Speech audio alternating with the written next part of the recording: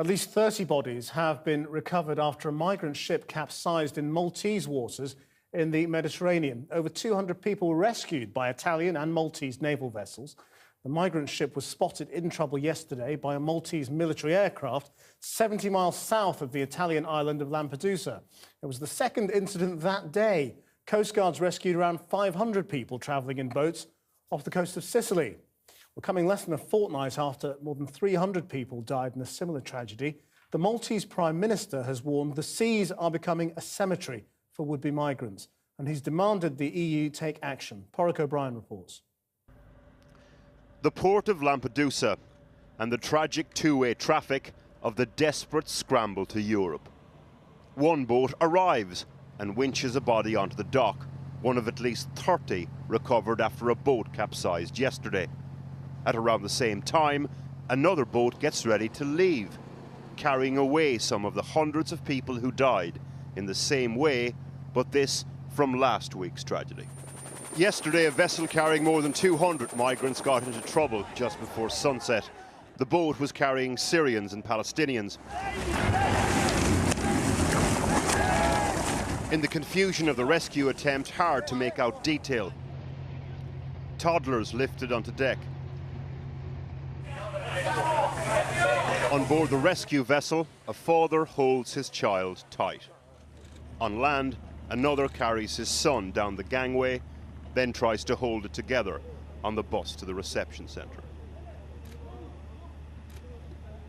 Today, the Maltese Prime Minister said the Mediterranean was becoming a cemetery and that the European input had amounted to just empty talk.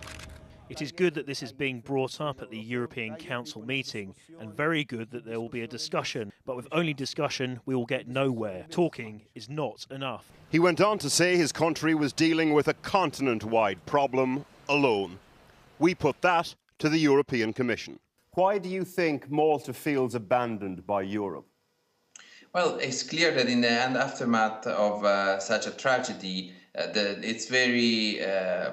everything is very emotional, and up to a certain point it's also to be recognized that many member states could do more to show solidarity and support with the Mediterranean. Are you saying the Maltese Prime Minister is just being emotional?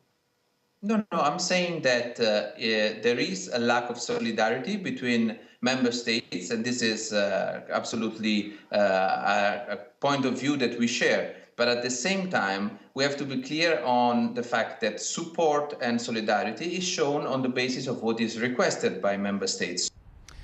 It's up to the country that asylum seekers are arriving in to deal with them. The EU External Border Control Agency, Frontex, gives assistance when requested. But with the squeeze on EU coffers, the agency's budget has been cut by 28% in the last 2 years.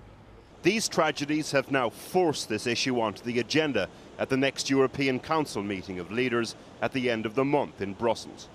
The politics of this, of course, won't mean much to the families just happy to be alive after yesterday's tragedy. It will mean nothing at all to the children who lost their lives in last week's one. Unidentified, just numbers, leaving for Sicily and a grave on Italian soil without a name.